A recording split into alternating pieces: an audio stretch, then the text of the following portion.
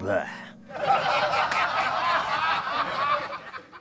I guess we'll pop back over to Jeff, and Jeff's got a couple. He told me he's got a couple things. He's got some interesting things to talk about. So I wrote some stuff down so I wouldn't forget it because I wanted to Okay. listen intently to Bobby, who, it's amazing how you think you can know a lot of stuff about something and you always learn something new. I learned a bunch of new things during this session, so I'm really grateful for that. And all right, just interrupt me and cut me off if I say too many things. I'm going to try and go very quickly, but just a couple of things based on the conversation. First thing, in terms of the tour with the Damned in England, this is kind of like 2020 hindsight, armchair quarterback sort of commentary here.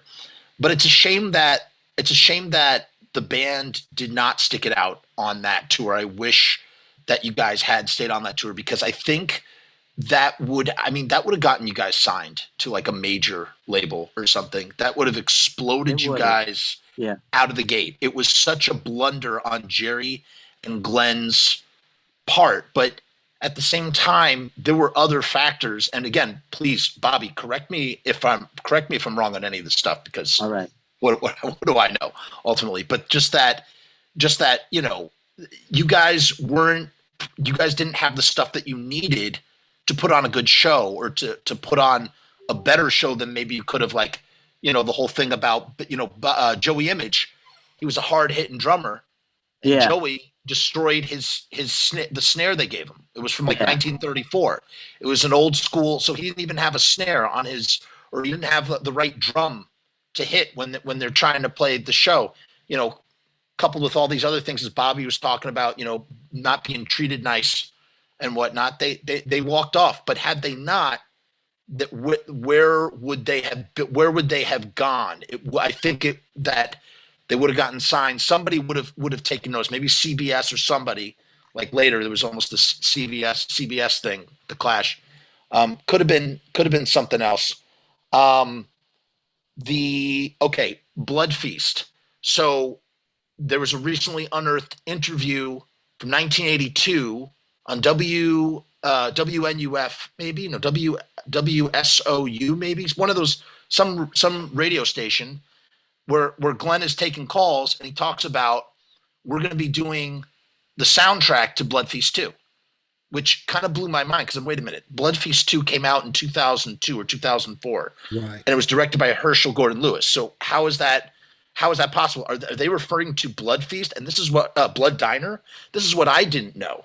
Way before Blood Diner, directed by Jackie Kong in 1987, came out, there was going to be a Blood Feast 2 directed by Herschel Gordon Lewis back in the early 80s. And I don't know anything more about it, but that the Misfits, post Bobby Steele, were going to be on this, or were planning in some way, shape, or form to be on the soundtrack. Another thing, and Bobby can speak to this better than I can, When the Evening Comes, my favorite Undead song, When the Evening Comes, was not almost, but was offered as a Misfit song. Yeah. I think of When the Evening Comes as kind of like a unused Horror Business era Misfit song in that kind of way, because the whole band, Bobby showed Jerry and Joey how to play the song. They presented it to Glenn, right? Bobby, am I wrong? Yeah. And then Glenn was like, I write the songs. Yeah. Never and came I respected to be. that. I respected that. I Right. kind of knew where he was coming from. It's kind of like, he didn't want to get in the kind of situation. If you don't write all the songs and you're the leader of the band and somebody leaves the band, they can really cause you a lot of grief. Right. Right. Another thing, that first show that Bobby was telling us about. Okay, Bobby, I'm not sure if this was the first. I think this was the first show, which is what made me think of it. Jerry used to sew his own pants. He'd sew them out of spandex, and you have to use special stitching when you're sewing spandex. And what happened, Bobby? What happened to Jerry? He on the first chord of the first song, he jumped up, did a split, and the pants didn't split with him, and he was basically wearing an apron. another interesting note. So when the Misfits go over in 1979 to England, they bring with them a bunch of merch. Am I right, Bobby? There's a bunch of stuff, I know records. we bought a bunch of horror business 45s. I Right, remember that much. Yeah. Right. That's what I'm thinking of. A bunch of these records go over, and Joey in later years would always, kind of in interviews, including I think maybe even an interview that I did with him back in 2012. We'd kind of gripe, like, we had all this stuff and it was annoying. Like, we just had, Glenn and Jerry were always running off with stuff and doing stuff. And I didn't know what was going on and really annoyed, that kind of thing. Well, very recently, and shout out to Tanner. I know Bobby knows Tanner. Shout out to Tanner, Tanner did the artwork.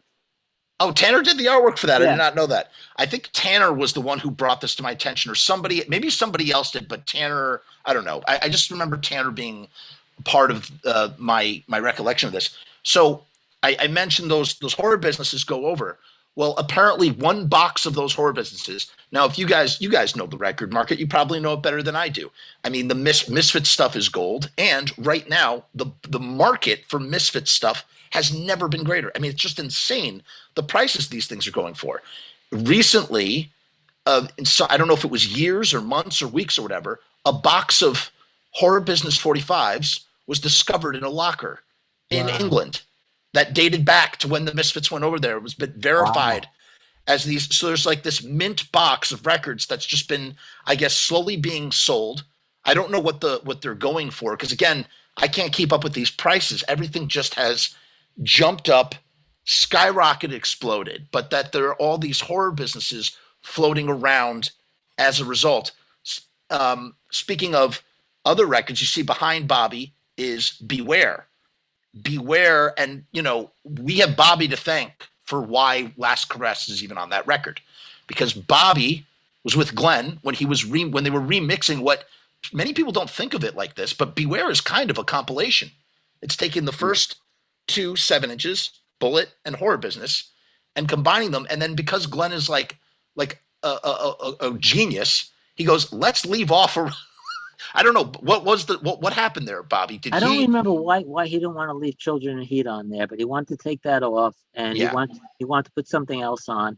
And I told him, put Last Caress on it, and he said, no, I'm sick of that song. I said, yeah, you know what? You're the only person that's sick of that song. I said, you put that song on the record, it's going to make us famous. And then who heard that song? Cliff Burton. Cliff Burton brings that to Metallica. Metallica covers it on Garage. I mean, you can trace how the whole thing breaks down. Another thing, and again, Bobby, maybe you could speak to this, because I don't know the in between. And please, Steve, tell me to shut up if I'm talking too much. Chris is my director, so he'll pull out the cane if he has to.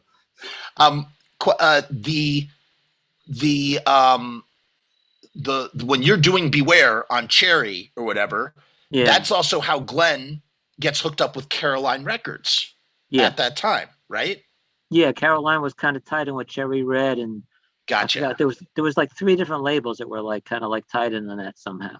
And then that eventually, as you know, and I will say, everybody kind of was talking about like why the Misfits mean so much to you. Me personally, I'm a filmmaker. I'm not a musician at all. But what I find so inspiring about the Misfits and the story is that the story of the Misfits, and the reason why we like to pour over the minutia, is because we are literally witnessing the American dream being realized. What is the American dream? By becoming being artists and finding autonomy through entrepreneurship at a punk rock level. And nobody did this better than the Misfits. They found a way to, look at Glenn Danzig. He starts his own record label, right? And then he hooks up with this guy from Caroline. And then what do you know? He's selling the records. He's putting out the records himself as his own label, which at the time was a pain in the ass, and you want to be signed to a major in the 80s. But now, if you're Glenn Danzig doing the Plan 9 thing now, you are doing really, really, really well. You are completely, like, you have this automatic business that is then the distribution side of it is being handled by Caroline Records. And that all started back in 79 when they went to England, and the whole thing with Bobby and the thing and the thing of the thing. There's also another thing. I don't know if you ever heard this. There's also another tie-in with Beware with another like legendary band. Michael Monroe from Hanoi Rocks Huh. actually got into playing rock and roll music because he was in a store and he saw a copy of Beware, and he liked the cover, and he bought it, and he was so impressed that he started a band. Wow. And he contacted Richard Bishop, who had something to do with Beware, and Richard Bishop became the manager of Hanoi Rocks. Wow. Amazing. Yeah. I got three more things here. Three more Okay. things. Ready? Go Okay. ahead. Thing number one. Okay. One, actually, it's 3.5. First of all, we're talking about the Misfits. How did the Misfits start? Misfits starting even before Bobby. This is crazy. If you are able to hear certain recordings that are not been widely circulated, the Misfits kind of started off as, they're not a punk band per se. They're kind of like an art rock band, and it's very Doorsy, very, very Doorsy. It's a revelation to hear them without guitar. And I'm not talking about those 2 7-inch tracks. I'm talking about, when they first started playing, they're first starting to play songs. There's no guitar element yet. And Glenn's on the keyboards, and his croon is just, he's channeling Morrison. It truly captures the imagination. This is a question for Bobby. I don't know the story. There's something about the Bad Brains and a taxi and you guys trying to get to the airport to go to England. And there's something about the drum kit being in the trunk. Am I making this all up? Something happened, right? With Earl. Am I wrong? No, I don't think so. That doesn't, at least not at the time when I was with the band. Okay. That might be getting confused with some other Misfits event possible. or something, brother. Yeah. The last thing I'll say, and then I will really shut up. This is a great story, and this ties into me personally. I'm living in Chicago at the time. The year is 2007.